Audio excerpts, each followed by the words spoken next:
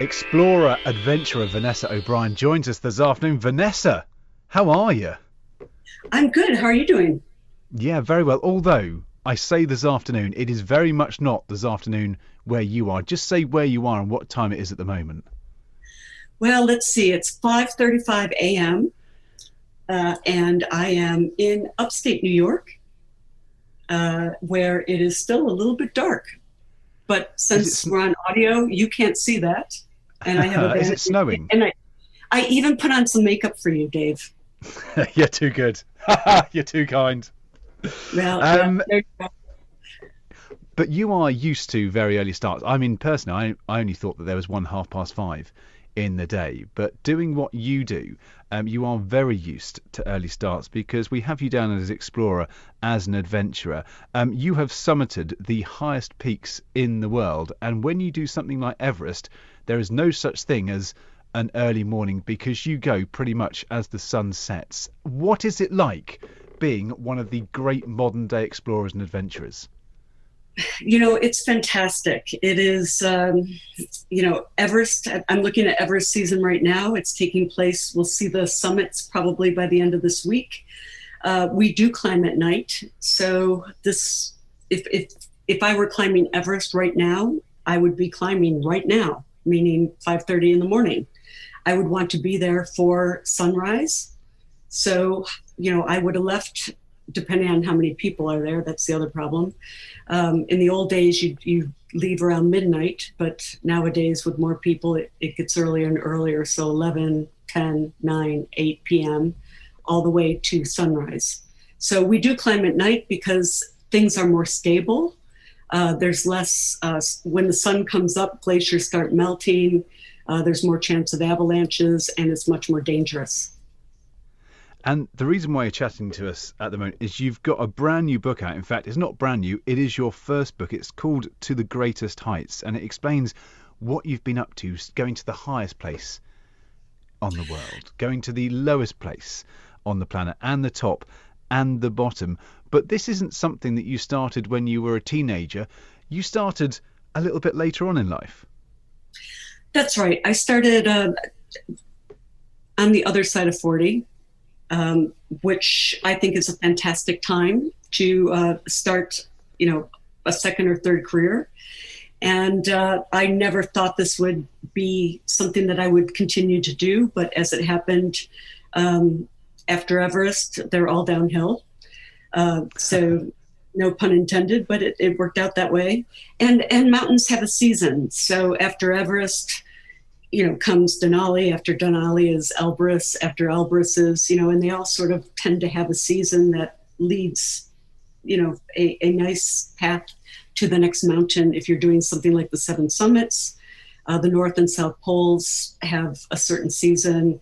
If you're in the South Pole, you want to be there in December, which is their summertime. And if the North Pole, providing it hasn't melted yet, would be around April. And so there's great times of the year to do these things. And other than that, what was a surprise to me was being able to go to the lowest point, which was Challenger Deep at the bottom of the Mariana Trench in the Western Pacific Ocean, about 200 miles southwest of Guam. Knowing the Hillaries as I do, which is such a privilege, being one of the first people to summit Everest, it is a beautiful mountain. It's a very important mountain. It's also the highest mountain. It may not be the most difficult mountain to climb, but there is a certain panache in it. And with Hillary comes Edmund, which comes the male name and becomes the male. As an adventurer yourself, do you ever get bored in always having to follow in the footsteps of men? And is there a challenge that you can do to pave the way and be the first to do it rather than just the first woman or the first British, the first American to do it? So that's a good question. In terms of titles, if I looked at trying to differentiate myself, and even for people coming up, if I look just at that, every mountain was already climbed before I was born. It's as simple as that. So there is no way to differentiate yourself in a mountaineering sense. The only thing I can do is say, can I do it? But that is not a record. And there's nothing great about doing something for speed, like 7 summits in 295 days, although that was a Guinness World Record, because somebody can beat you in 294 days, right? So those are temporary records. First is really unique. And the only way I was able to get a first was to combine activities. So that was the first woman to reach Earth's highest and lowest.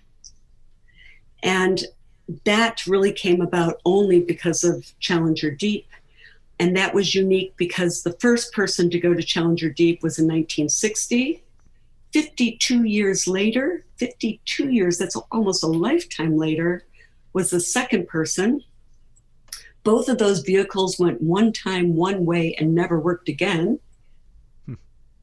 And I started saying I wanted to go there, and there wasn't a vehicle that existed. That vehicle didn't come into fruition until 2019, and it started to go more than once up and down.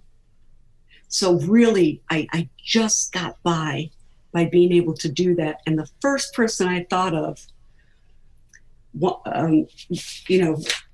was, what could I do to go, and not just to go and just say I went, but to go and make a difference, to take water samples, because it's 4 hours down, 3 hours across, 4 hours up.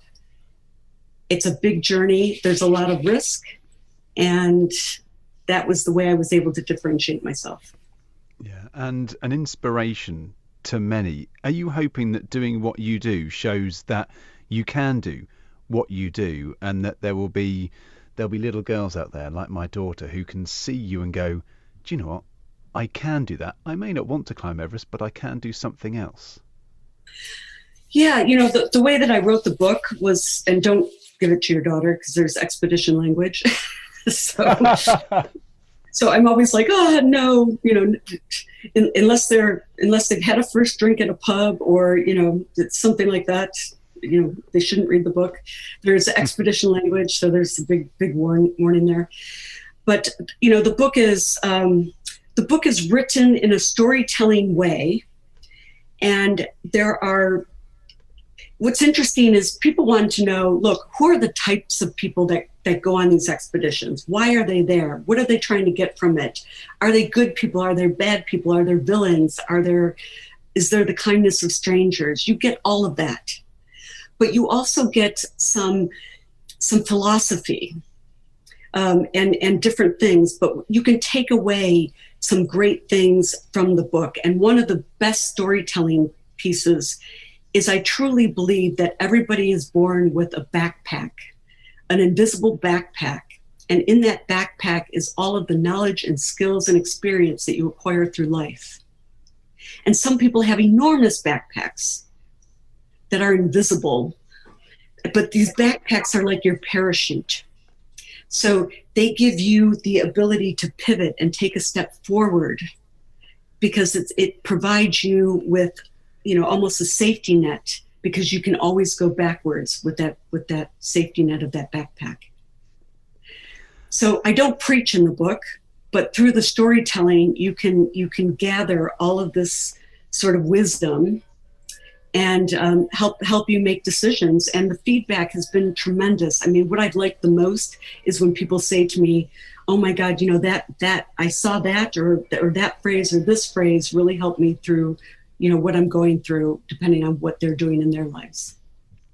Vanessa, it's been an absolute pleasure to chat to you this afternoon, or the morning, where you are. It sounds like you've got a grandfather or grandmother clock in the background. It's just gone 1:15 because something has just chimed. But just before we let you go, standing on that peak of Everest, the tallest point on Earth by around about 300 meters, what was that like, knowing that you were literally on top of the world? So the top of Everest is about the size of a king-size mattress. And it has some beautiful Nepalese prayer flags. Obviously, there's limited real estate, but when you're there, it's an amazing view. If you can imagine that shadow of a triangular peak kind of falling over like all the, the large peaks in front of you, and just seeing just that beautiful backdrop of the mountains, and knowing, that you're standing there. It's an incredible, feeling of achievement. But as a mountaineer, you're also conscious that you're only halfway. And that's sort of that's where the movie version contradicts with reality. So you've got sort of that moment of a high five, and then some reality hits in, and it's like, oh no, halfway. You wouldn't stop in a marathon halfway and say, yay, right? You go, where's grab that Gatorade drink and keep going. So, because really, a journey is round trip. So you and most accidents happen on descent. So we're a little nervous at the summit to get down. As Mallory will tell you. Vanessa, it's a pleasure to chat to you. Thank you so much for that. And as they say in Nepal, Mani Padme Hum, look after yourself. And the book is wonderful, and hopefully we'll speak to you soon on another adventure. Thank you, Dave. Vanessa, thank you so much for that. I'll let you get to your next interview now. Thank you, Dave. Cheers. Right, lovely to talk to you. I want to read the book, having read up just what I have on you already. For those who aren't familiar with you, and this is a ridiculous thing because I know how much there is there, but just give us a potted history. Okay, great. There is, I guess you could start by saying first woman to Earth's highest and lowest points. So that's Everest and Challenger Deep, which is in the Pacific Ocean, 200 miles south of Guam. So there is actually a deepest point in the ocean, almost 11,000 meters deep. I sort of started my expeditions as a mountaineer, so that explains Everest. But I also went on to climb the 7 summits and 5 8,000 meter peaks, of which K2 was by far the hardest. And that's quite the CV already. Yeah. Yeah. But in the book, I take climbers along with me, and I teach them how to climb. In that, as I am climbing, I'm literally Googling Everest. Where is it? How high is it? What is a crampon? Some of the technical climbing things I'm looking up and I'm explaining to them with a little bit of sense of humor. And you need a lot of sense of humor for these things. So there's that sprinkled throughout the book. And we have some fun together as we go on these journeys, and we meet different characters, the types of people who climb. Some are villains, some are, the kindness of strangers, and some really great people. And it's a lot of fun, actually, as we go around the world. We should say you haven't, this is not something that's driven you all your life. You were you in finance originally, weren't you? Your first career, if you like. Yeah, I think, look, people don't really know what they want to do when they get out of school. I think my path sort of led me first to sort of a general manufacturing company. I was at General Electric, GE, and that program that I was in led me to sort of, I guess, financial services, which was what they had within GE at the time. They've since divested of that. So yeah, I guess I started in financial services, and then later more in credit cards and financial services. But how'd you go from banking to going, I think Everest was your first, right?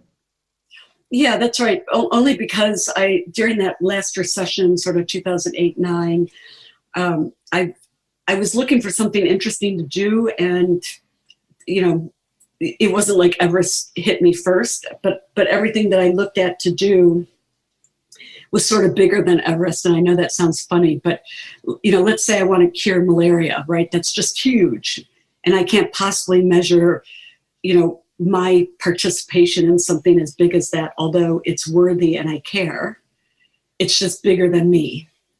Or let's say I see antioxidants in a product that might be great for a skincare line, but I don't know enough about how to preserve it on a shelf. And, there's complications in everything I looked at.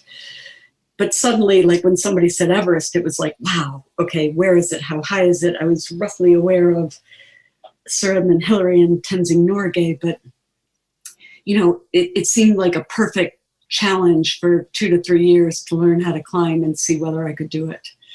And I guess I just really didn't know whether I could or not, but I did know that I could learn how to climb, and I just didn't know if I'd like it or be any good at it. Well, obviously you were, because as you've already said, we've gone on from that to the first woman to do the highest point on Earth, the lowest point on Earth in Challenger Deep, the 7 summits, the 3 poles. I mean, you name it, every challenge. In fact, I think all that's left for you is space, which you want to do. Yeah, I wouldn't mind space just to get a perspective and, something different. But it's, interestingly enough, I'm actually interested in almost anything that I feel like, Shackleton's ad in 1913. It's like if it's really far away, has a low probability of success, and really difficult and hard, then I'm probably interested. It's like yeah, I'm struck by the longer title of the book. It's To the Greatest Heights, Facing Danger. I get that. K2, scary. Finding Humility and Climbing a Mountain of Truth. Where are we going with that? Yeah, so, the interesting thing is, danger is true on every mountain. So that is absolutely true. You will face danger because mountains, in fact, I think it was Reinhold Messner that said, mountains aren't fair or unfair, they're just dangerous. And that was a beautiful quote because, look, don't take it personally, right? They're just dangerous. It's not about you. And I love that because it's true. And humility is really about, you are taught to control things in life when you're hired, by somebody to do something for them. But in nature, it doesn't matter. You have to check your ego, sort of at the first camp, because Mother Nature will sort you out really quick. There's nothing that's going to happen to your time schedule. You have to have humility on a mountain. And if you don't have it when you arrive, you will have it by the time you leave. It's a very humbling experience to survive. Are you somebody who because you got the bug for exploration has found more of who you truly are, or were you on that journey anyway and this helped you to do it? So I think when somebody begins, it's how I would differentiate, say, adventuring versus an explorer. An adventurer finds out sort of who they are in a course of a journey, and an explorer gives back on the adventures or the adventures they undertake. So I think everyone starts out as an adventurer, and they find out more about themselves by definition, because they're going to come across situations that they can't explain and have to change their sense of self to go through the hurdle.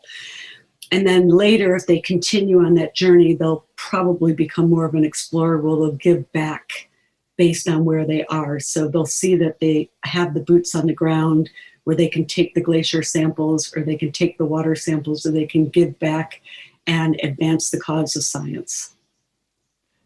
Is this book for you part of giving back?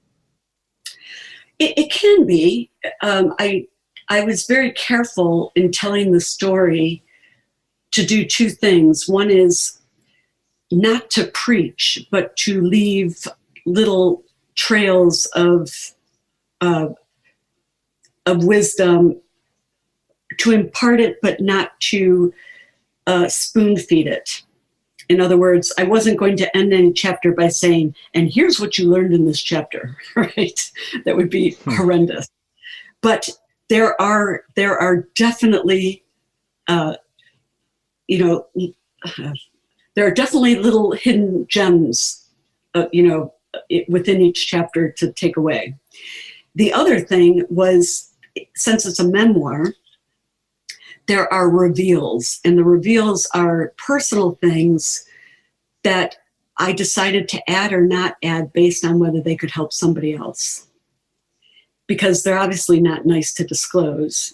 If you have, I didn't have a great childhood, for example, with alcoholic parents and abandonment and stuff like that. I had body issues, certain things, that you struggle with that you might want to disclose if you think it would help somebody else. How did you encounter them? What did you do about them? And how did you get through them? And so I disclosed things that I thought might be important if they help somebody else. Because you're in a better place for unpicking them yourself. Correct. And I don't feel like those are things that people should struggle with all their life. And I do feel that people will feel bad about them when they first encounter them. But they need to know that they won't live with them forever, and that they need to look at them through a certain lens, and they'll be better off. In all the adventures that you've had, it would be, I think, fatuous to ask you for a best or a scariest. Is there a most vivid memory that comes to you almost unsolicited regularly? I mean, people gravitate toward the fear for sure, but the best memories for me are usually the funniest ones, or the ones that are most unpredictable.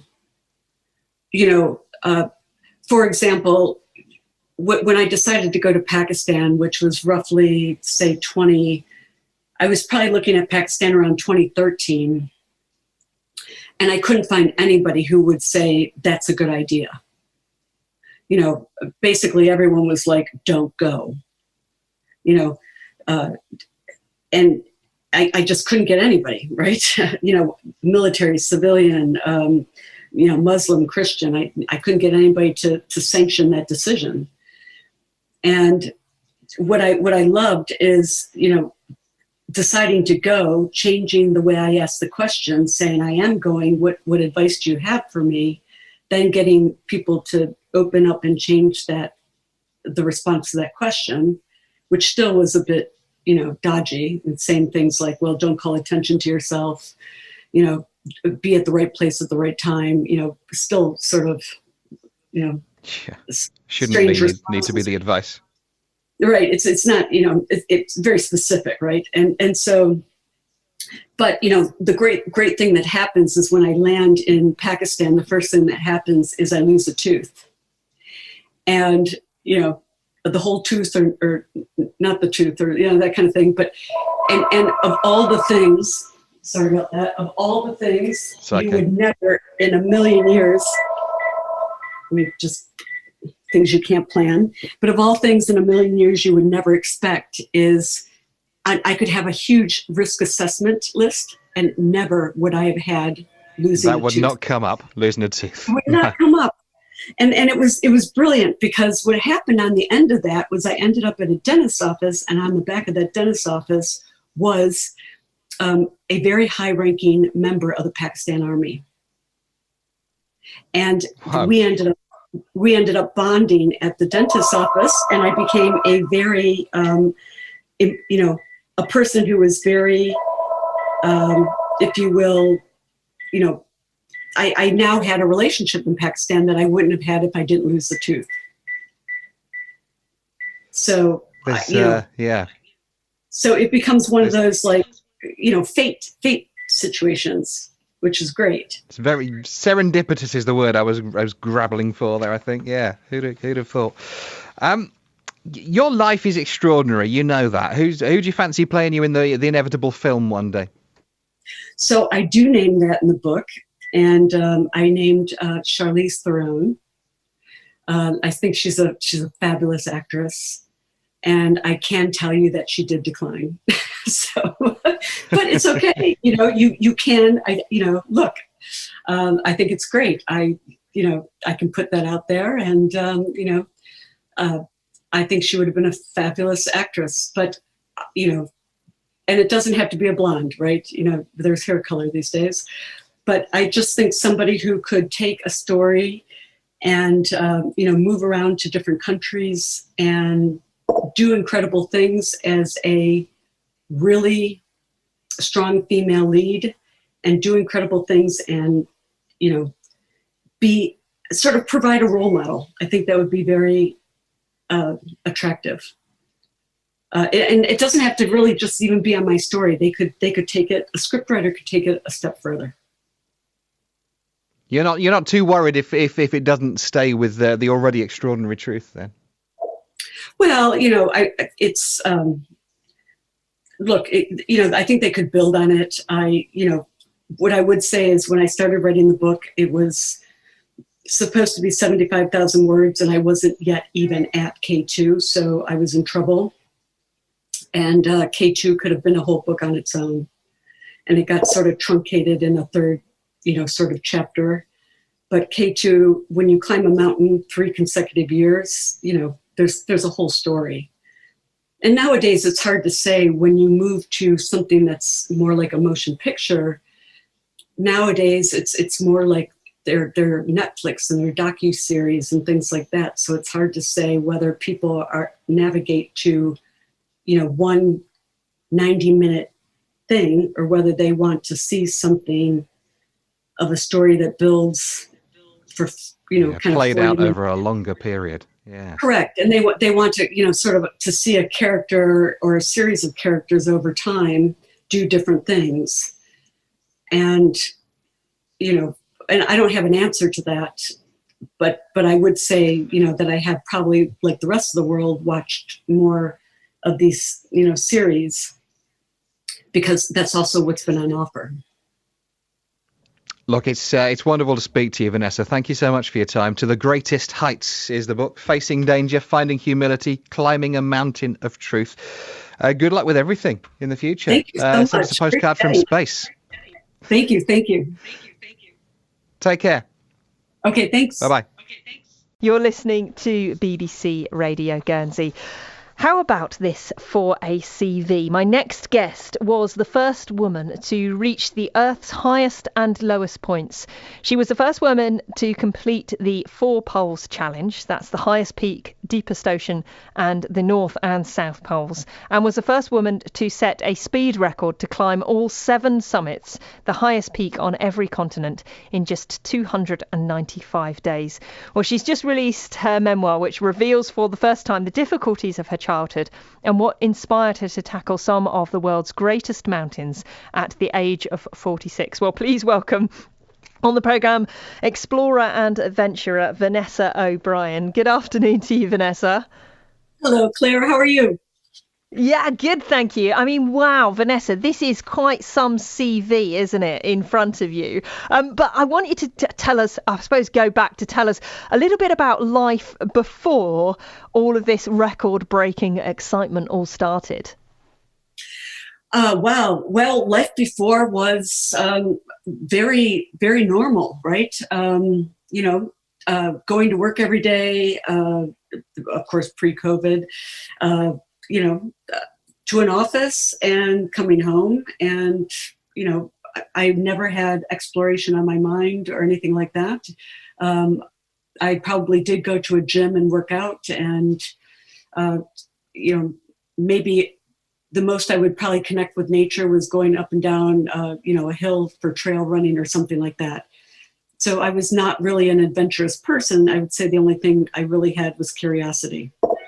Vanessa, I find that so hard to believe. That's extraordinary. I mean, how did you go from that kind of life to the amazing things that you have achieved?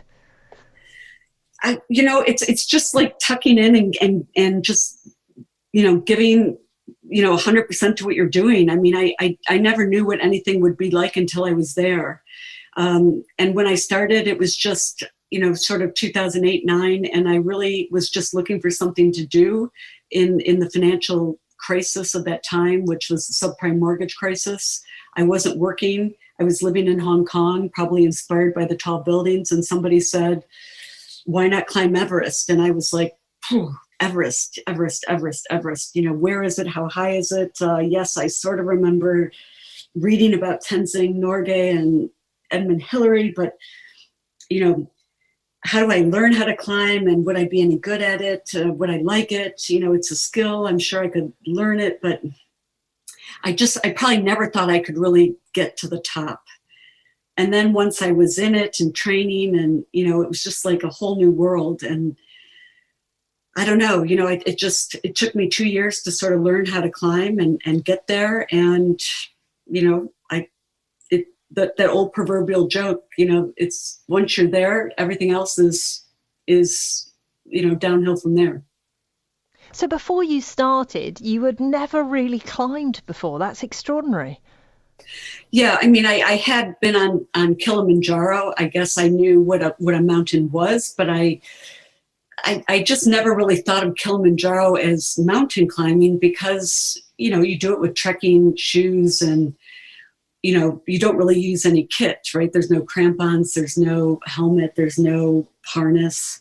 It's not really climbing. It's sort of extended hiking, but higher. So yeah, I guess I other than having been to Kilimanjaro, I had never been really climbing. No. That's amazing. And I mean, I mentioned it earlier that you reached the Earth's highest and lowest points. Okay, so out of the two of them, which one was the hardest?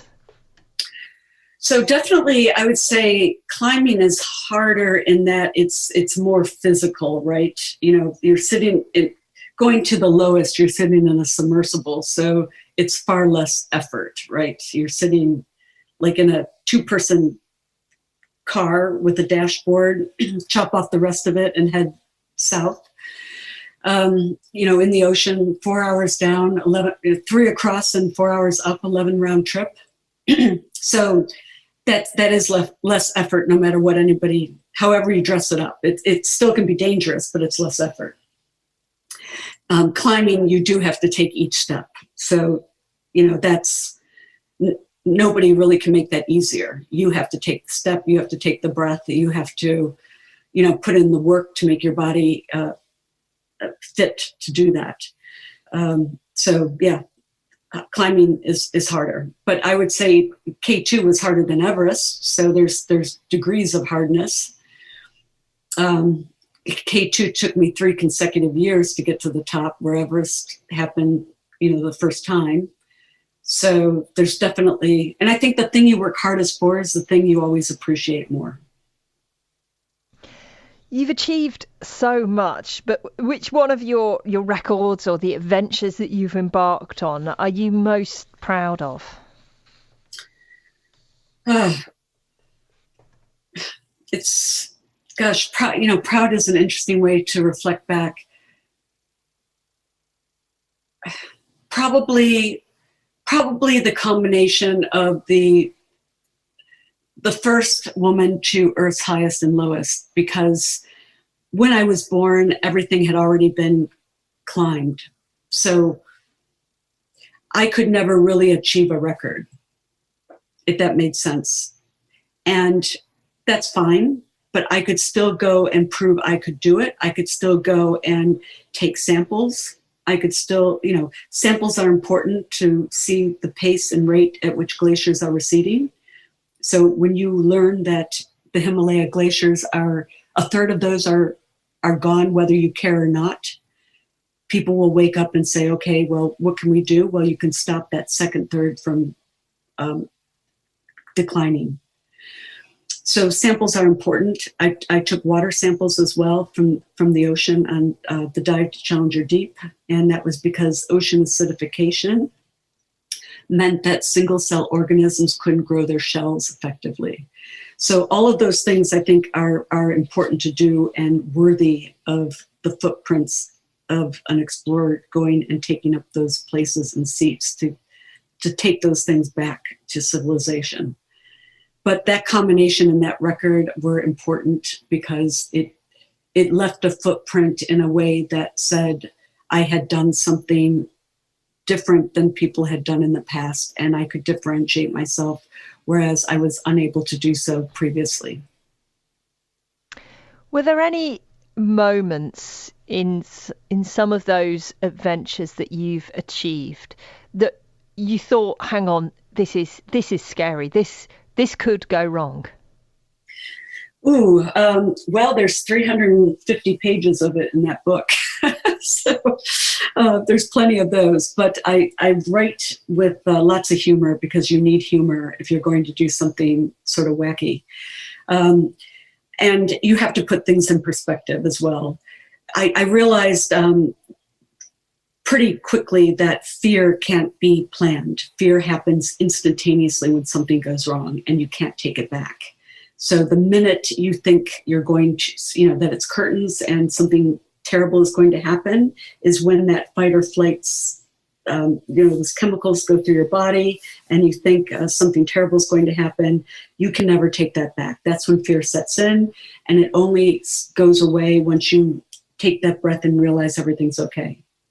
So there's lots of situations like that, either with oxygen, when you take a breath and it's not there, or when you're rappelling and the rope's cutting out, or, just any sort of situations. There's even, little mini situations that aren't, life-threatening, but just annoying. Like if there's a medical situation that isn't going to kill you, but, horrifies you, like a hemorrhoid or something. And you're like, oh my God, what is this? Get it off me. But it's the body's way of saying it's like an air bubble, right? And they, instead of luckily not hitting your brain or hitting your heart, it's hitting another part of your body. How does it feel to be breaking down barriers as well? I mean, I think this is just amazing that you're the first woman. And in some ways, some of these records surprise me that we are at the point where we are only just getting to the first woman achieving some of these things. But you really are breaking down barriers in terms of sex, but also in terms of age as well, which is, all of this achieved post 40. Yeah, I think age is sort of a blessing in disguise in a sense, because you need to have a little bit of patience and wisdom and knowledge. So some of those things come a little bit better later on. There's different things for different parts of life. But what you might trade off for, say, absolute physical fitness, there's so much of say, mountaineering that is a mental exercise rather than a physical exercise, because there's a lot of downtime and there's a lot of waiting. And, recently we talked, Peter Hillary and I were talking that it could be as high as, say, 90%. So in a situation like that, where it's so mental in high altitude climbing, is a younger age better at that or an older age? Younger people really want, they want to be on the go. They don't want to sit there and wait. Waiting is hard. And I think the people who can, occupy their minds and do things, with empty space, without creating fear in that empty space, without letting their mind wander to go back home. And, it's experience helps there a little bit. Oh, I think, it really does prove how much of an inspiration you are, and kind of talking about that and, that experience. It's so fascinating. What's next? You've achieved all of these amazing exploring, these adventures. Is there anything left for you to achieve? Well, so I always answer that with space, and I think space is interesting, but, I am always open to, to things that happen. So I am as interested in, finding endurance or, a ship that's never been found as I would be to going up to space. I think I always remain open to experiences, and that's exactly how Challenger Deep came to the bottom of the ocean, is keeping an open mind and saying, look, in general, I am interested in going to places in the world that are hard to get to, that the journeys are hard, the risk is high, the chance of success is low. Now I feel like I'm putting through a Shackleton ad in 1913, men wanted ... right? But really, those are the kind of things that I find intriguing, interesting, thought-provoking, and that I would like to aspire to. Vanessa, tell us about your book and does it includes all of the adventures that you've just been talking about? Tell us a little bit about it and what readers can look forward to. Sure. It's called To the Greatest Heights. The subtitle is How I Faced Danger and Found Humility on This Expedition Called Life. It's split into three main segments. The first one is really about, it's called, part one is called Get Your Axe Together, AXE. And that is the decision to climb Everest, and really the initial failure in climbing Everest and the lessons learned there. And part two is really the 7 summits, and part two is called Climb and Punishment. So you can see it's quite cheeky. And then the third part is Friends in High Places, and that's really the pursuit of K2. And there's a lot of, without preaching, there's a lot of sort of backstories woven in. There's, of course, storytelling through the journeys. Who's there? Are they good? Are they good companions? Are they bad companions? The types of people who climbed, the kindness of strangers, the stories that happen along the way. But there's also a little bit of life lessons that come out of here. But I leave it up to the reader, without preaching, to take what they want from these types of lessons. So I don't preach, I just put it there for them to take or not take. It sounds absolutely fascinating, and surely there's a movie in this somewhere. You never know. I joke in the book and I say, look, when this goes to film, ... I picked the actress I want to play, and I can tell you she has declined. But it's a South African actress, quite well known, so that probably will give it away. But the thing is when you think about lead roles for women, and doing something strong, it would be great for somebody to do this. And be able to articulate a strong role for women and to play this out. And they don't have to do it the way I wrote it, but just, in a way that would be inspiring beyond my written word, but just a way that they could portray and take it a step further. Vanessa, is there a website for more information about you and some of the adventures that you have embarked on? Sure, they could go to VOB online, that's Victor Oscar Bravo online, or tothegreatestheights.co.uk. Vanessa O'Brien, thank you so much for talking us through some of those adventures. And the book sounds absolutely fascinating. It is called To the Greatest Heights. And thank you so much for telling us about it this afternoon. Thank you so much. Great chatting with you. Let's start recording. We're on Zoom, as is so much the case, which is great, actually, because we can talk to you from your home in America. And there is the book you're holding up, To the Greatest Heights. How does that feel, by the way, holding that, looking at it, touching it? You know what? It is. This has been a labor of love. It was postponed because of COVID last year. It should have been out about a year ago. So, for better or for worse, it was postponed about a year. But it feels good to be out, and I'm really happy to introduce it to the world. And how would you define it as your exploring resume to date? It is, although I think it's really funny. It's put out in sort of 3 chapters, and everything from the chapter headings to the big chapter categories are all quotes and very funny proverbs and things to get you thinking. But the first chapter is the decision to climb Everest, then the 7 summits, and then K2. Well, let's break that down. When did you come to the decision that climbing Everest was going to be the right thing for you? So that was about 2009. And that first segment in the book is is an interesting one because it brings you to initial failure. And it's an important one because I think it's important to fail first. And what failed?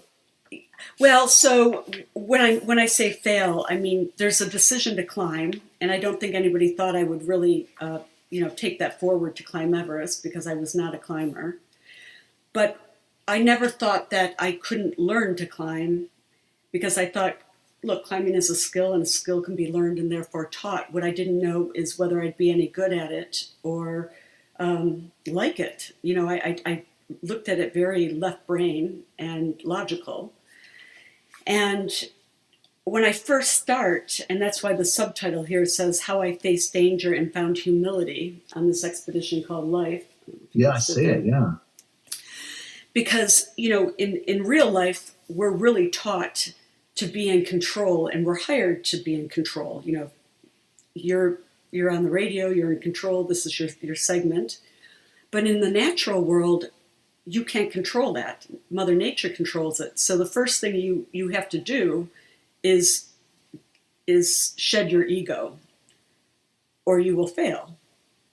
So if you try to challenge Mother Nature, or try to force things to your timeline, or think that you can do this or you can do that, you will always be combative, and it will drive. Without trivializing too much, the film, which some may have seen, Everest, perhaps details that in its very best and most tragic sense, how that pans out and ultimately ends quite literally for some climbers' lives. Yeah, it's a terrible tragedy. There have been some good films that portray that. That one more or less around 1996, which was the first really tragedy around Everest. But since then, we've had a lot. We've had the icefall accident, 2004, the earthquake, 2014, 2015. We've had a lot of even 2019, right? We've had a lot of deaths more recently. So the first section is funny enough, subtitled this: "Get your acts together." Which is, okay, are you ready? So, I am preparing to climb, and I do fail. I fail by thinking that I know more even after initially learning to climb, and I don't. So that's a very, very important thing. And then I finally do go back and learn everything I need to know, which is mostly about high altitude. But what though actually drove the desire to want to conquer Everest? Where did that come from? It wasn't. I'll tell you. At the time, I had a catalyst. The catalyst was, that recession around 2008-9. So working was not really great at the time to stay in financial services. It was the subprime mortgage crisis. I really thought for 3 years I would do something else, whatever that was. And the types of things I looked at doing, I couldn't really, or let me say, the types of things I was interested in doing, I couldn't really put my head around. Like, let's say I was interested in curing malaria. Well, great, but where do I fit in, and how do I measure my time and talent over, say, 2 to 3 years? That's really better left to somebody like Bill Gates, right? Let's say I want to do a new product line for skincare. There's some great antioxidant fruits or something, but how do I do the shelf life and preserve it? Like, there was always something that kind of killed the idea. You lost your way somewhat. Yeah, but then somebody said Everest, and it was like, boom, like it just ricocheted off the floor and exploded, and I was like, oh. Had you been a climber or No. I mean, I had gone to Kilimanjaro, but I never really looked at it as that was just like one thing you did, to experience what it was like to do something, but I never really considered it climbing. But it was a summit. And that's partially because Kilimanjaro you can do with hiking boots and not really climbing kit, right? You didn't need a pair of crampons or a harness or anything like that. I'm loath to skip straight to the summit of Everest? Because there must be a lot in between that initially challenged you. Well, so learning to climb was one thing. Deciding where to take those climbing skills was another. I made the mistake of learning to climb and taking those climbing skills to Everest, which was my straight red card, as I like to say. Partially because I didn't understand that the first thing outside of Everest on the south side was the Khumbu Icefall. And the way they sold Everest was base camp, Camp 2, and the summit. So like Goldilocks, I chose the middle, not being quite ready for the summit. And my straight red card was having to cross the Khumbu Icefall to get to Camp 2. But my logic was that I had been higher than base camp on Kilimanjaro. Does that make sense? It does, yeah. But that doesn't work in real life on Everest. Correct, because the more technical piece was after base camp and between Camp 2. So, I was logically looking at the height difference and saying, but I had been higher than here, so I want to get to there. Yeah, well, fine. But what is between there and there was a highly technical place and not a place for beginners. So how ultimately did you conquer that? And so what happened? So it was and it would have been fine maybe, but there was an icefall avalanche, and in that icefall avalanche, I found myself, oh no, what do I do? And there's some stronger language in the book. So I won't say that. I won't say it. Oh, goodness gracious. Yeah, so I won't say over the radio. But so, and I think it's St. Christopher's Cross I have, and I give him like some dodgy accent, like, hey, love, I've got this. And, so the avalanche stops. But if it hadn't stopped, there's nothing you can do. You can't hide behind a crevasse. Crevasses fall. You can't go into a crevasse. Crevasses clamp together. Seracs fall on you. Safety snaps. You can't self-arrest because you'll just slide into something. There's nothing you can do in a situation like that. It's a terrible place to be. So, I think at the time I also had pulmonary edema, which is water in the lungs. So my oxygen saturations go down to 50%. There's so much stacked against you here. I mean, so I take it, did you have to then go away and come back, or? I ultimately leave, but it's a big piece of humble pie I have to eat. Let's put it that way. But I do it understanding that this is what I need. This is what has to happen for me to differentiate what I know and what I don't know. So how did you find the motivation to go back? I made a promise to myself as I ate the humble pie and walked out those, whatever that distance is, maybe 60 kilometers, something like that, that I would be back, but I would do it right, and I would learn from my mistakes. And as I was walking out, it was like playing a film backwards. I saw every mistake I made. And then when I came back for real, I had done 2 8,000-meter peaks back to back, like Everest brother and sister. Ultimately, and I hate to skip straight to the end, and we haven't finished yet, but as far as Everest goes, can you even begin to describe the feeling when you're standing there and you've done it? So there's the Hollywood version, which is, all, hey, I made it, arms raised, prayer flags flocking in the wind, sound of music, that's great. But the reality is you've been trained to know that the summit is halfway. So if you're halfway through a marathon, you're not going to stop and start applauding and saying, hey, right? You're halfway, and the hardest half is in front of you, not behind you.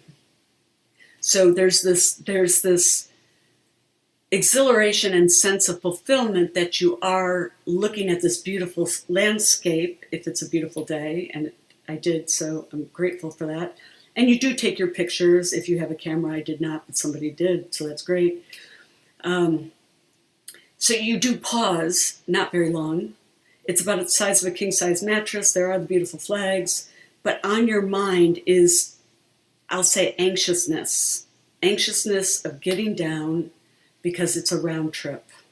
Every summit is a round trip to be successful.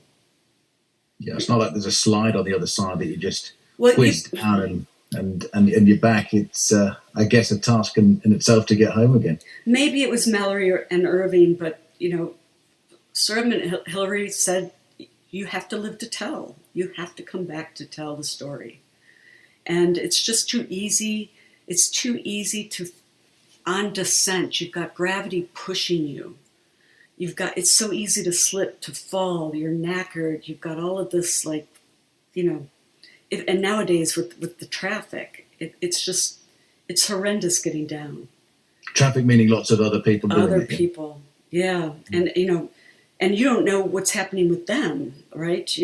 People tend to, burn the midnight oil to kind of get up and not leave a reserve to get down. And so if they're, moving sideways or, not focused on what they're doing, they can take longer and you might be going faster and it's more of a disaster. But you did it and here you are. Yeah. So you did that and many other, and that inspired the whole CV of other achievements. I won't give too much away because I want people to be able to find out for themselves. Yeah, I think one will always appreciate or value the thing that they work hardest for. The thing I had to work hardest for was K2 for sure. That took me 3 years, consecutive years. But each year I got a little bit higher and I realized that, really, you don't really fail until you give up. And that's what K2 taught me was, the importance of perseverance. Is there a next challenge? I think space would be interesting because I've been to the poles, I've been to the mountains, and I've been to the bottom of the ocean. I think that would be an interesting perspective to put. What does the bottom of the ocean look like? The bottom of the ocean is interesting. It's the pressure is high. The 8 tons of pressure, 16,000 pounds per square inch. It's dark, so you need a light to see it. It's created by plate tectonics, so where an oceanic plate subducts under a continental plate is where you get a trench.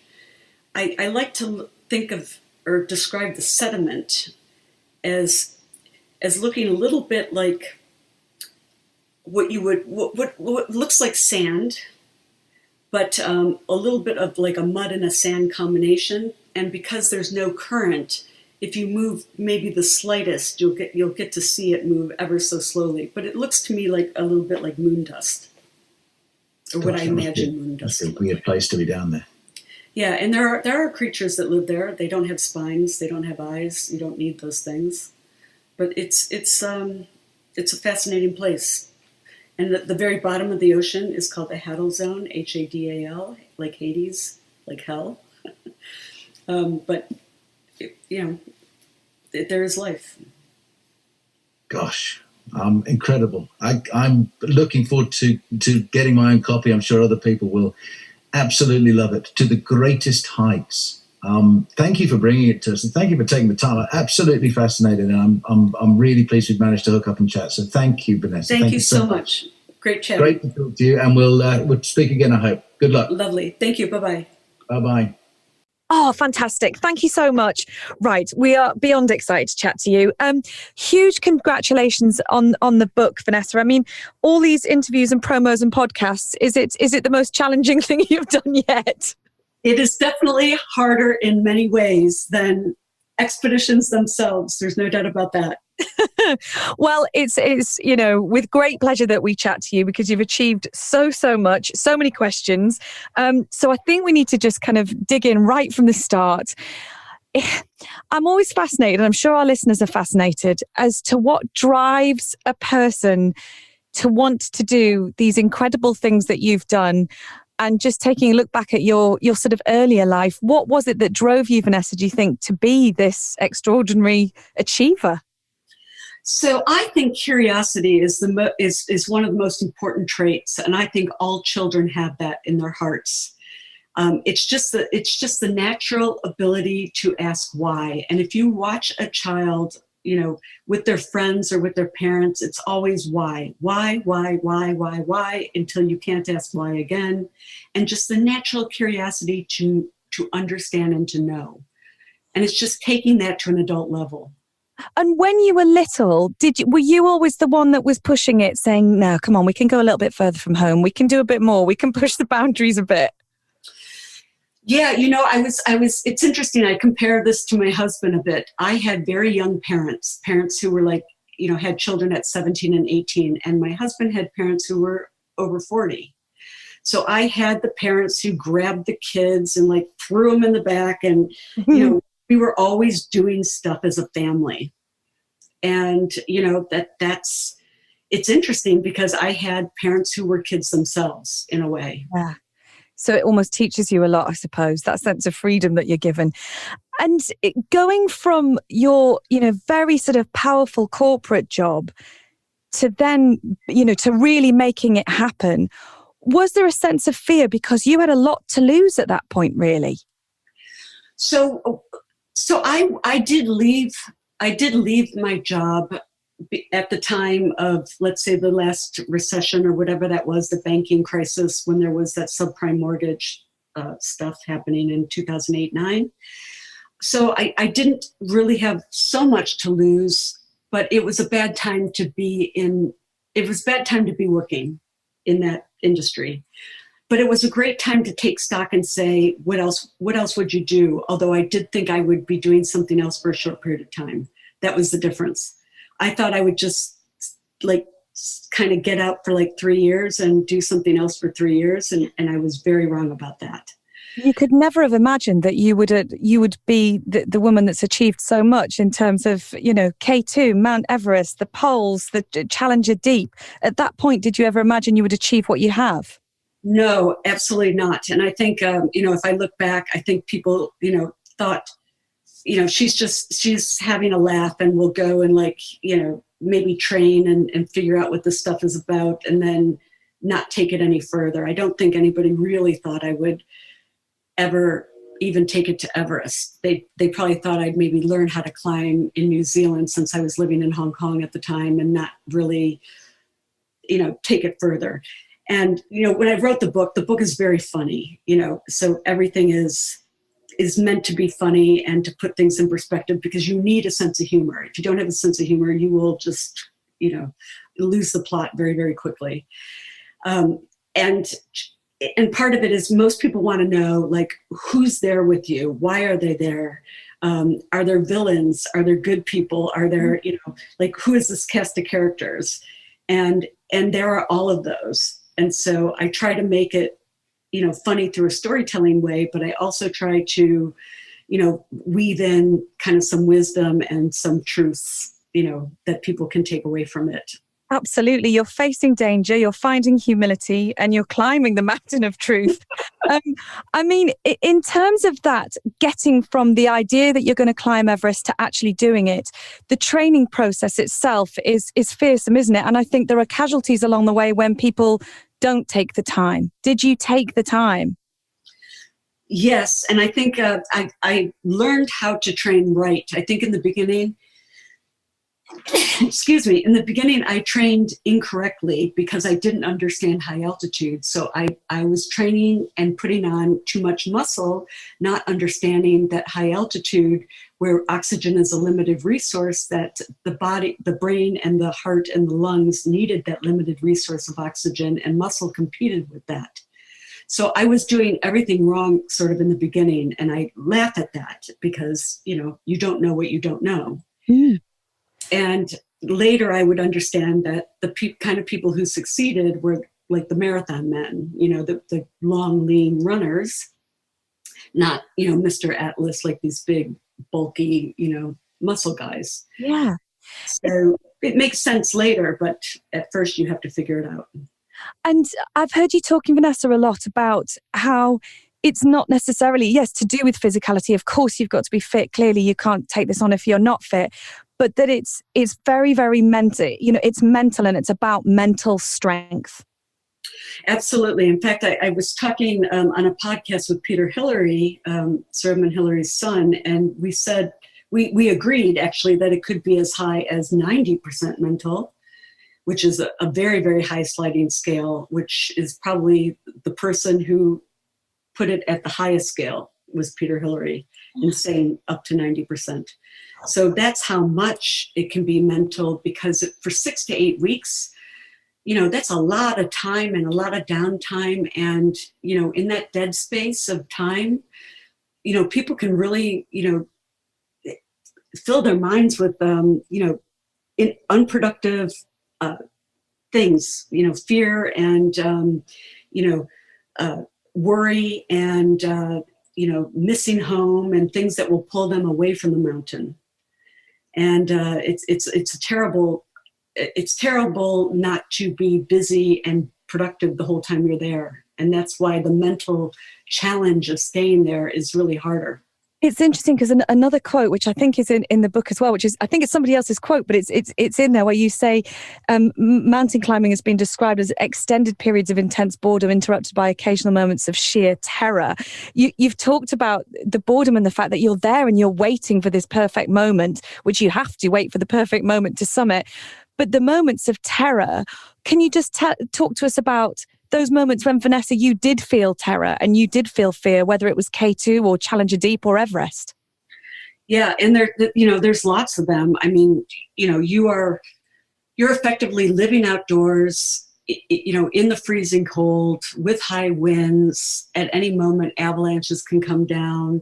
You know, there's been time when I've been climbing, front pointing on cliffs, and the oxygen goes out, or I've been rappelling and the rope runs out. And, you know, nowadays when people ask me about fear, I can't really say fear.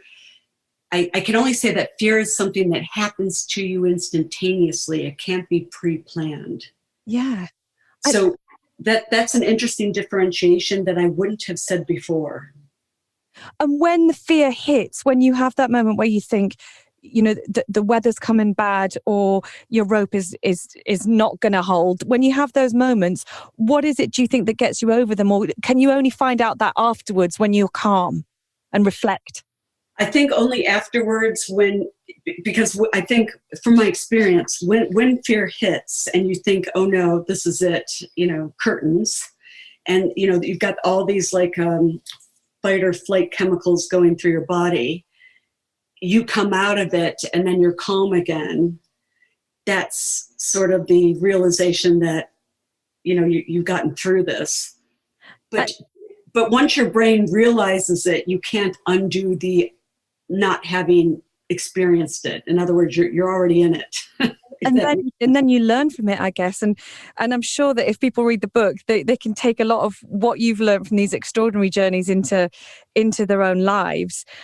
Just looking at your Instagram, Vanessa, I've been absolutely stalking it and looking at, indeed, kind of the journey of Everest and K2. There are many people that don't make it. And, you know, your Instagram is littered with famous people and friends, I'm sure, that climbers that haven't made it. And yet you still go on to do it. And I'm always interested in does that just not enter your mind when you're taking on these challenges? You know, K2 took me 3 years, and I think the reason I kept going is every year we got a little bit higher, and there were different reasons to call the expedition off.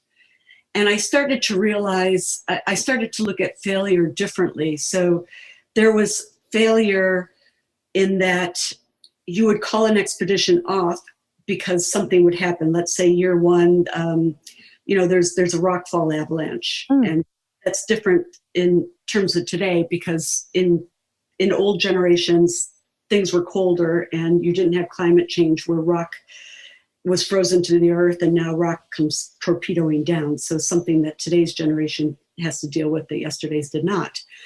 But in a situation like that year, rather than look at it as absolute failure, I started to look at it as a data point. Yeah. And then I realized that you never really fail until you give up.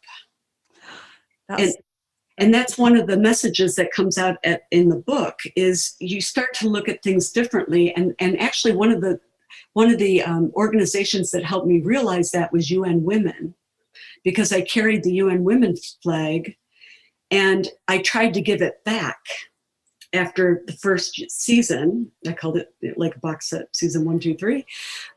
And they said, no, we will not accept this flag back, because we know you will go to the summit. And you did.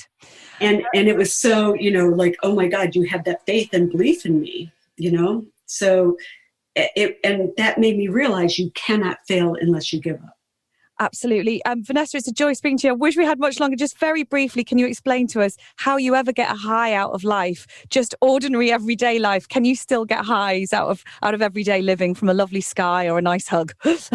Oh, absolutely. I think, I have koi, like these fish, and they are so comical. I can sit there and watch the koi, or, a puppy or something like that. Like, look, there are things that can amuse you in everyday life. You do not have to be doing something crazy and adventurous. You can have fun just watching anything in nature and, studying it. It's there's always amusement and amazement. Yeah, and we can do it vicariously through your book. Vanessa, an absolute joy to speak to you. Thank you so much for talking to us. Thank you. Thank you so much, Vanessa. Really appreciate it. Take care. Thank you. Bye-bye. Now, obviously, loads of things have had to close, sometimes temporarily, sometimes longer term, over the last year or so. Pubs, restaurants, cinemas, Mount Everest. As the climbing season on the mountain is about to resume, people from all across the globe will be itching to get back out to Nepal to conquer the famous mountain. Well, our next guest has completed more than Everest. There's literally no end to her achievements, from the first woman to complete the 4 Poles Challenge to setting the record as the first woman to reach Earth's highest and lowest points. The list goes on and on and on, and it's all in a new book. So we're going to talk about it now with Vanessa O'Brien. Hello. Hey, Mark, how's it going? All right. I'm worn out just listening to that list of achievements. Congratulations. Oh, come on. You were playing the OJs. You can't be worn out. You can't really compare playing the OJs and having a dance around a radio studio to all the things that you've done. Come on. Well, it's a start. Yeah, I suppose. Yeah, you've got to start somewhere. I'll strap on some sturdy boots and my rucksack, complete with survival blanket. Then I might almost be in the same kind of ballpark. Listen, where did you get the whole bug for exploring? When did that start? Oh, it started around 40, after I was 40 something. And I just wanted to know if I could do it. I have a quote in the book that says, "It's easy to explain why I shouldn't go and impossible to explain why I should. I don't know what draws a bull to a red cape or salmon up a stream. I only know I need to know if I have what it takes to summit." That was it. Yeah. If you don't mind me saying, that's fairly, I mean, don't get me wrong, 46 is no age at all, but that's relatively late to come to mountaineering and exploring. What was it that made you think, yeah, now is the right time to do it? So I had a catalyst. I don't think people need to have a catalyst. There was sort of the recession at the time, the financial recession, subprime mortgage stuff. So it wasn't a good time to be working in financial services. I was looking for something different to do. So there's a practical side to that answer. But on the other side was, if I was going to do something and take time out to do something, what would it be that would just be completely different than anything I've ever done? And climbing had happened then, meaning, 1954, with Sir Edmund Hillary and Tenzing Norgay. It was also happening then in 2010, 11, 12. And the question was, could I do it? And if I went to learn, would I like it? Would I be any good at it? And I don't think anybody thought for a second that I would take it seriously. I thought they'd just think I'd go and train in New Zealand and hang up my hat and, sort of get it out of my system. But the fact is, there's something really compelling about being on a mountain because, there's certain things you can't control, and you have to let go of your ego and really, the mountain calls the shots, and you can't fight against nature. And there's a lot to learn there, a lot to learn about patience, a lot to learn about yourself. And once you're comfortable with those things, there's a lot you can give back, like taking samples and giving back to the rest of the world. So it's a really captivating place. Yeah. Now I can imagine all of that. I like a walk. I like a stroll. I mean, it's been the standard thing during lockdown, isn't it? What should we do? Go for a walk. There's nothing much else to do. But we don't all do. I guess a lot of people will kind of think about doing the kinds of things that you do. I just wonder what it's like. You must get used to, and you must like your own company as well. There's a lot of downtime. I think what people might not appreciate is when you go on these expeditions, if it's a tall mountain, something 8,000 meters or more, and they're all in the Himalayas. If it's 7,000 meters or 8,000 meters, you're in Asia. All those mountains are there. And there's a lot of downtime to climb them. They can be 6 to 8 weeks. So there's weather windows that come in, things that ground you. So you're not constantly climbing the whole time. Sometimes there's a lot of downtime. So you have to be good with setbacks. You have to be good with acclimatization, going higher, lower in ascending way. And, I'm not a soloist, so I am always climbing with people, different people, but, they're small groups ultimately, anywhere from 4 to, 10, 12 people. And, and it's hard work, it's not comfortable. We live outdoors, we sleep outdoors. It's not natural to sleep on the floor, in a sleeping bag and or without heat with high winds and low temperatures. So it's really, really the basic primal living.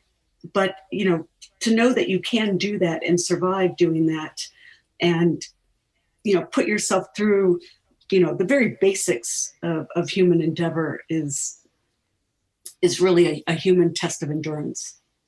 But I'm thinking, I get all of that, stretching yourself, seeing the world, experiencing quite amazing sights, I'm sure. But what about the fear angle? You ever get scared? So fear is an interesting topic. So I would say once you experience real fear, the term fear is hard to talk about differently. In other words, I don't believe anymore that fear can be pre-planned. I think fear happens to you instantly. In other words, the minute you take a breath and that breath is no longer there because the oxygen's cut out, or the minute you fall and all of that, fight or flight stuff flows through your veins.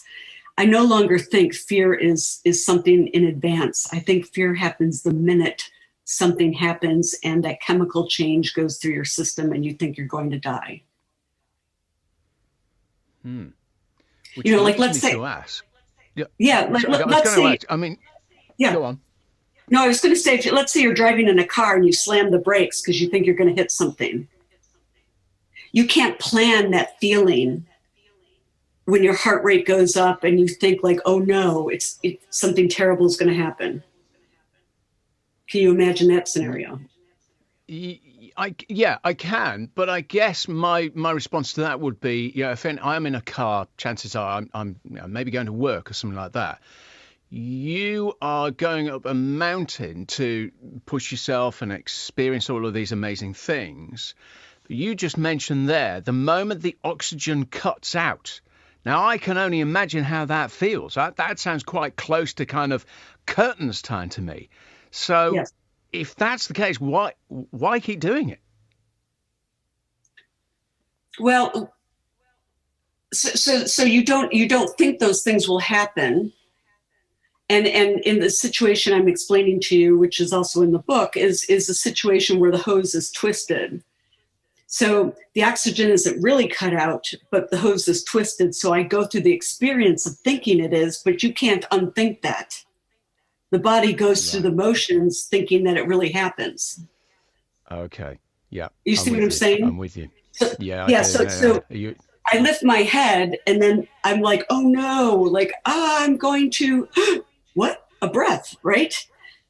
But that first time was the brain going, oh no, no breath. And then all that terrible stuff going to the veins.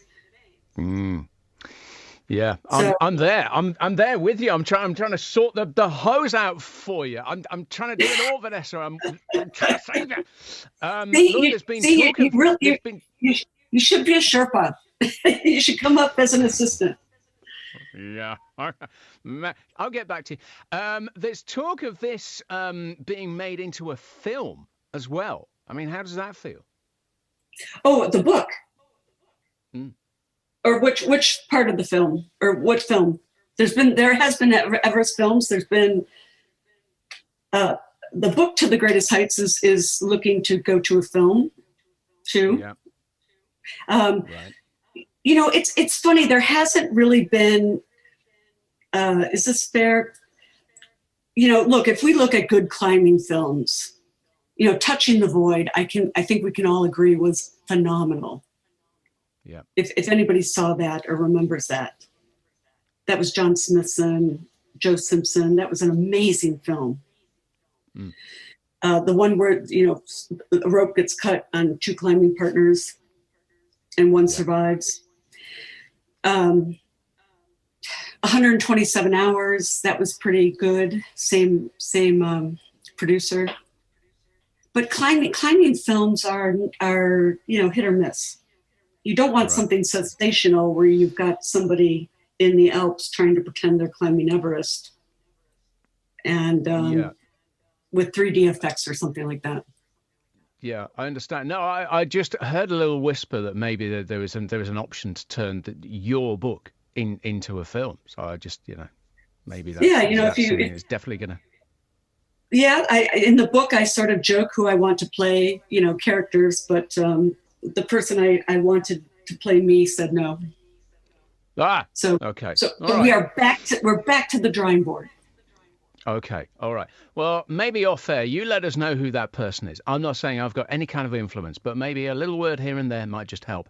Correct. And what we're in the right place. we'll see. And Yeah, what's not next for you? What's your next challenge going to be? So look, you know, space I think is really interesting, and there are a lot of people on this frontier right now. You know, Richard Branson, of course, with Virgin Galactic. We have Blue Origin. Jeff Bezos is up there. We've got Elon Musk with SpaceX. We've got billionaires who are out there holding lotteries with citizens around the world saying, hey, come with me. I've got seats for 10. So there's all sorts of clever things happening around the world with space. They're all long-term, meaning, you know, 2 years plus out. I think it's going to be really interesting. I would like to at least hit the Kármán line, which is, you know, a definition between the Earth's atmosphere and outer space. Kármán, K-A-R-M-A-N. But you know, I'd like to be able to see that and experience that and compare and contrast that to, you know, the polar areas, mountainous areas, depths of the ocean, for context. Yeah. Okay. Well, look, it's been fascinating talking with you, and I wish you well with all of those adventures. You've certainly got a keep nice up list. that music. It's We better need- than we my need list as really well. good The music. first woman to reach Earth's highest and lowest points. That was in 2020. First woman to complete the 4 Poles Challenge. Highest peak, deepest ocean, North and South Poles. Well, look, thank you so much for taking a bit of time, and it's such an amazing story. You know, this book gives an insight into your life, a life that so few of us will ever really experience, and takes us to some pretty amazing places. But as a career explorer and adventurer, that must be a pretty good one. You know, I don't recommend it. It's not, I think it's great to be able to do, and I never expected to start out this way, but I definitely don't advocate for it. It's not a lucrative one for monetary gain, and it's a high risk one for giving up your life. So definitely not one I recommend to children or people when I'm speaking to crowds. So don't follow this as a career path. But if you do like the outdoors and you want to give back to climate change or studies of geology or things like that, there's plenty of opportunities to do things, outside in nature and study. You had originally been involved in the world of business and finance. Tell me a bit about what led to you leaving that world behind and becoming involved in things like mountaineering. Sure. I did, look, when we grow up and we go to school and, we sort of take a bunch of courses and classes, and nobody really knows what they want to do when they get out of school. So. Hello? Hi, can you hear me? Hello?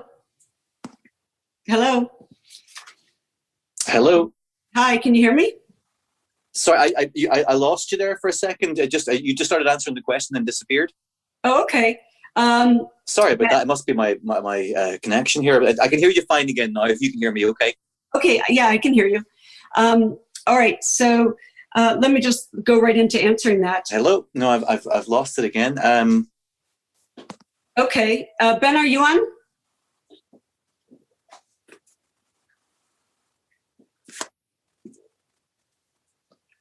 Hello.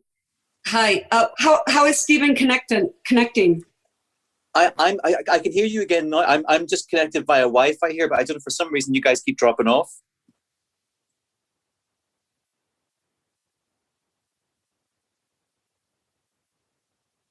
It must be at my end. Let me just check here. I'm hearing you fine now. Sorry about the hassle here. Yeah, no worries. Look, we'll try it again. Sorry, you were telling me about just that journey that led you into mountaineering. Yeah. So basically, I was I started. Nobody knows what they want to do when they get out of school and out of college or things like that. So I didn't know what I wanted to do either. I ended up with in a training program with a company, which was fine. That led sort of to a career in, banking and finance. But ultimately, somewhere down the line, there was a financial crisis, 2008-9, and that's really what took me out of what I was doing.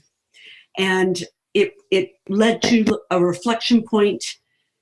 And, I thought maybe I should do something else for a short period of time. So I never really expected this to be a new thing for me, although it was something new for me. I thought it would just be a 2 to 3 year thing. So, but I will say that what they have in common was when I was in financial services, that was all about risk and understanding risk. And there's a lot of risk in expeditions. Was it something that you'd always been interested in? Was this something that had been kind of growing within you? No, I wouldn't say that. I would say it was more like I was at a crisis and really needed to do something different. I was in Hong Kong at the time in 2008-9, and I was in a foreign place. I needed to do something different. I wasn't working, and I might have been inspired by the tall buildings, and I didn't speak the language. I was hiking a bit, and I just probably took stock and said, what am I going to do? I was probably also inspired that I couldn't find my tribe. I couldn't find a niche of people that I connected with, like a group of friends.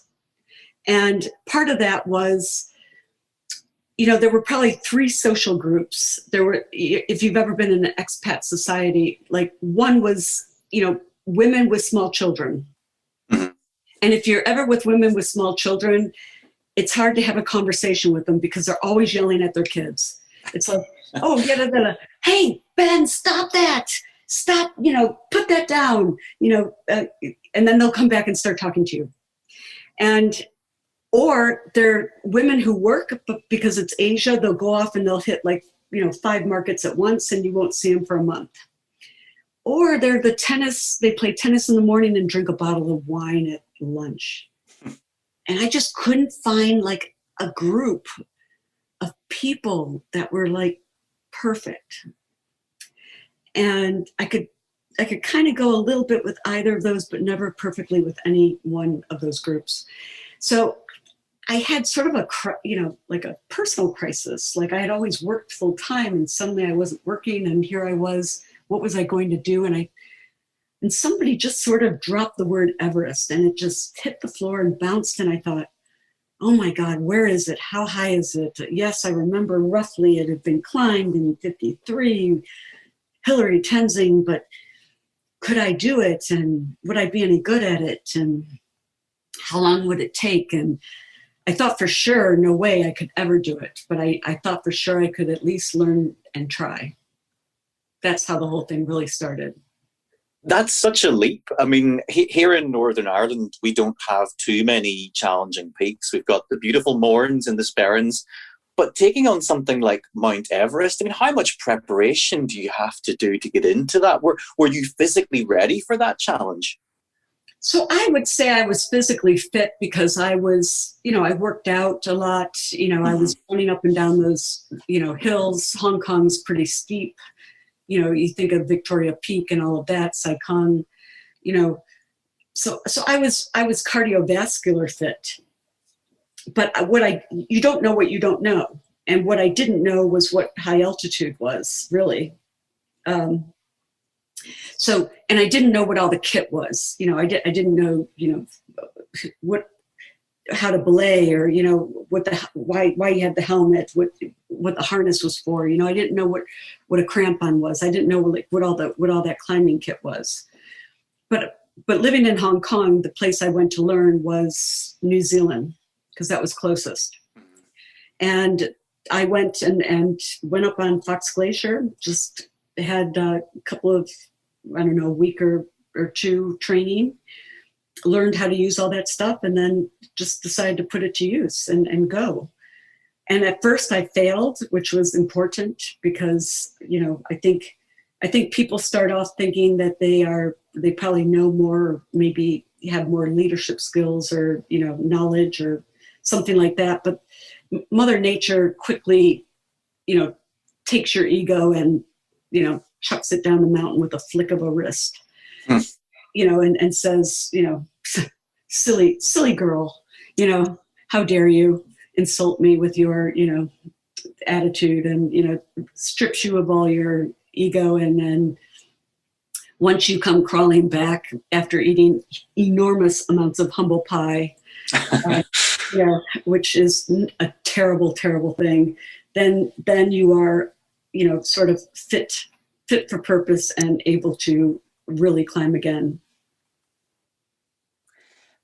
That idea of failure, I mean, I know in so many different walks of life, actually failing can be a good thing because you can learn so much from that experience. But when you're doing something like mountaineering, just how dangerous is that? I mean, have you ever felt like your life was in serious danger where a mistake could be so costly?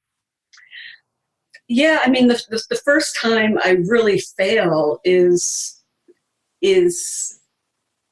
I call it sort of the straight red card, because my goal is Everest, and I think I should go to Everest, but not to the summit. I should just go to Everest to get Everest experience, but I miss the fact that the Khumbu Icefall is the first thing out of base camp.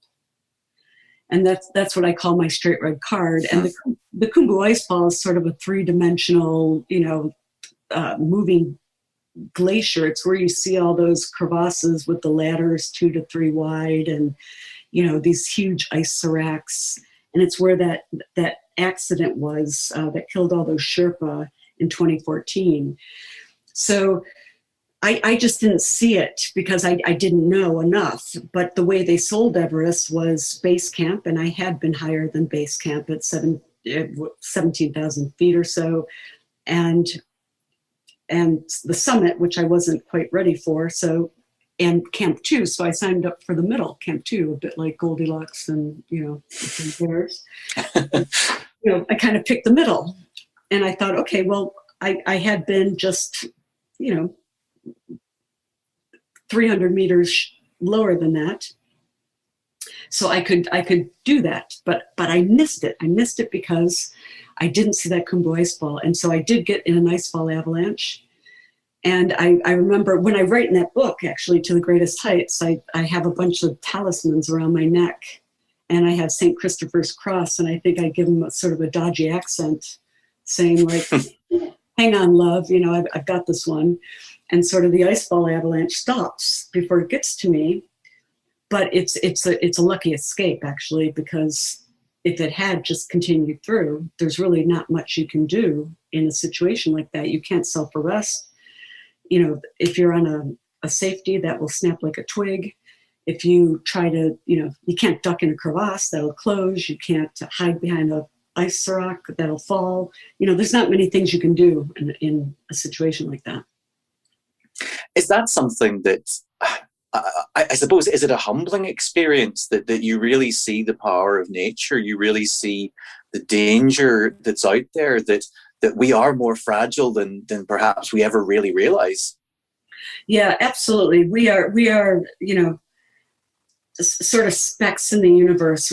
Mother Nature is so, so, so powerful. And you see the devastation, with anything from, a hurricane or, and any large act of nature where you've seen tsunamis or hurricanes, tornadoes, any sort of large, even a avalanche. When you see a huge force come through, you see how powerful that is.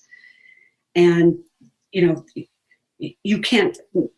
man cannot do anything against the force of nature. Even you could take even the coronavirus in a situation like that. We were incapable of stopping the spread of that. As quickly as it happened, and even on a global basis. I mean, Mother Nature is phenomenal. But at the same time, the body is also phenomenal. Like, here we are going, to such great heights that the body naturally builds red blood cells to counteract the fact, and the red blood cells are rich with oxygen. So the body knows that you're going to an oxygen deprived place. So we are kind of amazing, aren't we? When you put it like that for being so fragile, we can cope with so much. And your experiences have kind of shown that. You've been all over the world. I mean, it would take too long for me to even list your achievements. You've been from the highest point in the world right down to the bottom. But when you finish with that, when you come back from those experiences, from climbing K2 or Everest or going to Challenger Deep, what does it feel like afterwards? Because I know it must be exhilarating to do that, but when you come back, how do you readjust to the real world? So it's actually hard to readjust to the real world, because what I like to sort of describe is when you're on an expedition, and this is more so for mountains, but mountains are endurance if they're high and an 8,000 meter peak. So let's say you're there for 6 to 8 weeks, but you're always on high alert. You're always listening, or your mind's always switched on. So it's almost like when you come home, there's a bit of PTSD, because you're just the sensory overload that you have when you're on an expedition. You're just constantly always on. Even at night, you're listening for an avalanche. You're listening for like a crack, something to go wrong, somebody to knock on a tent, somebody just to tell you something, bad news. So when you come home, and the biggest decision that you have to make is going down an aisle of a grocery store and seeing 100 different brands of, porridge, let's say, or, you know what I'm saying? It's like, it doesn't matter. when you're constantly just trying to survive in sort of in a life situation, and when you come back and the decisions are not around something so important, that's where it really kind of does your head in.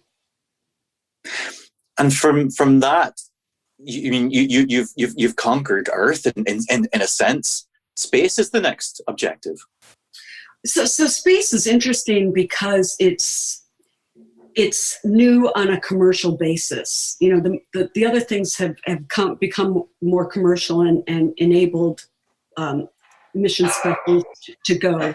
But space is new in that you have Virgin Galactic, who's been there for a couple of years now. You have Blue Origin with Jeff Bezos and SpaceX with Elon Musk. But still, we don't have people who have gone to experience it and tell their stories, and even, you know, offer something in return, you know, like science or other things, you know, either doing experiments, you know, with the human body or other things. I think just to know what that's like in comparison to other things would be a really interesting way to round this out for based on what I've done so far. Vanessa, it's been an absolute pleasure speaking to you. Thank you so much. And I hope to hear from you when you get into space and come back to us again. I'm sure it'll be fascinating. Thank you, Stephen. Cheers. Like, all the best. Thank you. Cheers. Goodbye. Bye. Bye.